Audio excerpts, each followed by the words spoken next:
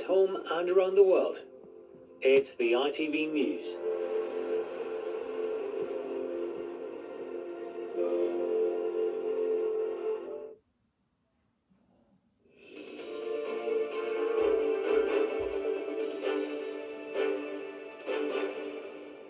Good evening. The Prime Minister's spoken on the phone with Donald Trump about the importance of reopening the Strait of Hormuz.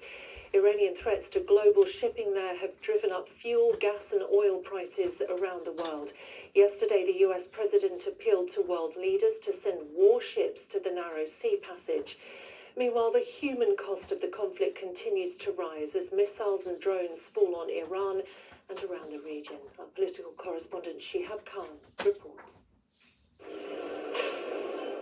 This is the wreckage left behind after an Israeli-US strike on a police station in Tehran. Debris and rubble being cleared away as nearby houses in this residential area were also destroyed. This family now sifting through what remains of their home, trying to salvage whatever they can. We were confused and didn't know what had happened. We just ran away. God had mercy on all of us. It is the reality of war, but it is this narrow stretch of water, the Strait of Hormuz, that has the world's attention right now.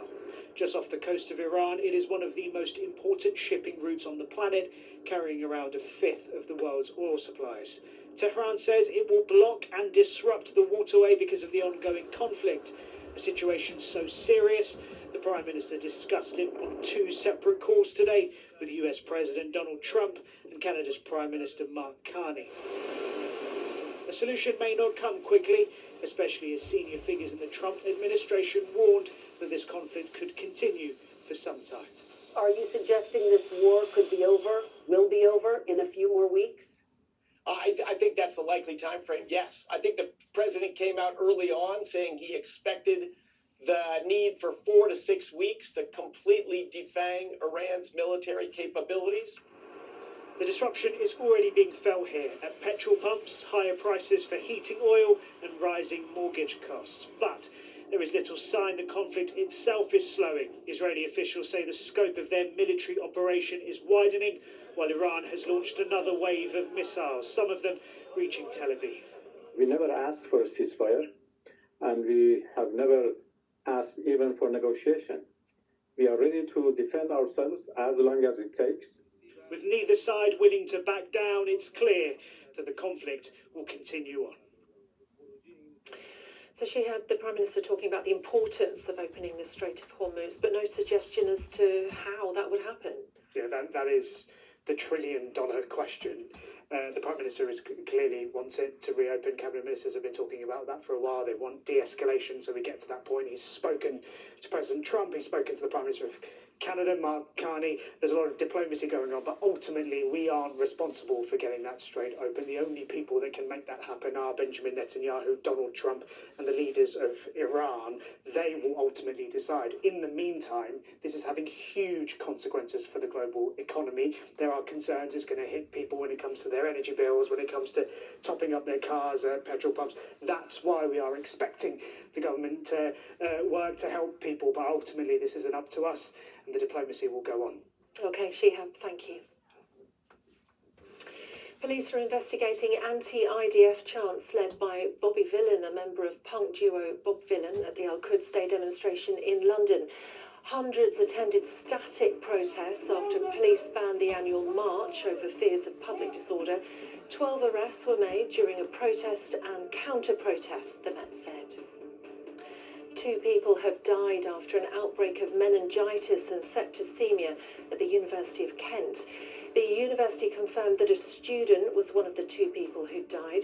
A further 11 people from the Canterbury area are believed to be seriously ill in hospital.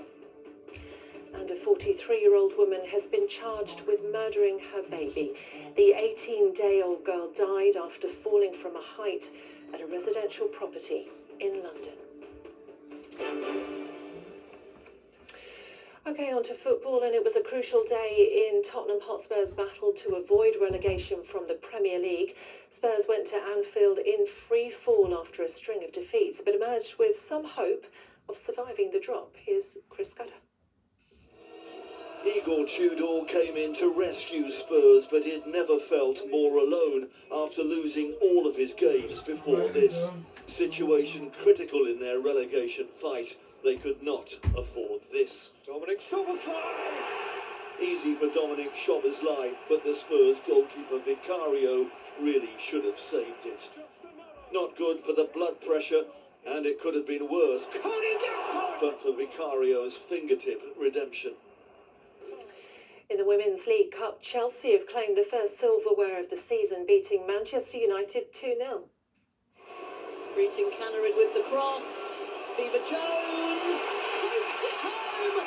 Goals from Lauren James and Aggie Beaver-Jones sealed a comprehensive victory for the Blues. It's a fourth straight domestic trophy for Chelsea after their treble success last season.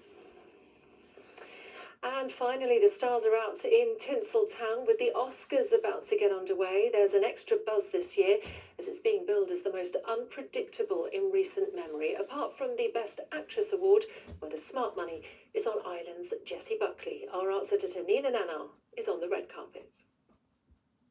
Well, this carpet has been absolutely heaving for the last couple of hours as the nominees arrive. Plenty of British interest in front and behind the camera, including with the short film category and also with Hamnet, the British film that has 8 nominations, and its original writer Maggie O'Farrell, who also adapted her book for the screen, told us she has very high hopes for her lead, Jessie Buckley. Oh, I feel like I'm going to jinx it by saying it, but if she wins, I'll just be so thrilled. You know, she put herself, heart and soul, blood and bone into that role every single day on set. And she just lights up the screen. She's so incredible. Nobody else could have made that role what she does. Is it life-changing? Of course. You know, you face so much rejection in this business. You spend so much time with imposter syndrome trying to get your voice heard or find what your voice is as an artist.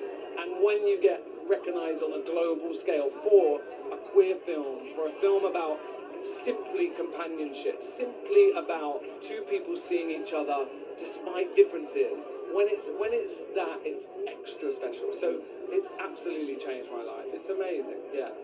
Well, the guests arriving here today will have been aware of the unprecedented security around this venue. Organisers are perhaps anticipating some politics on stage and are very hopeful that it will be the competition and the films themselves that form all of the headlines tomorrow morning.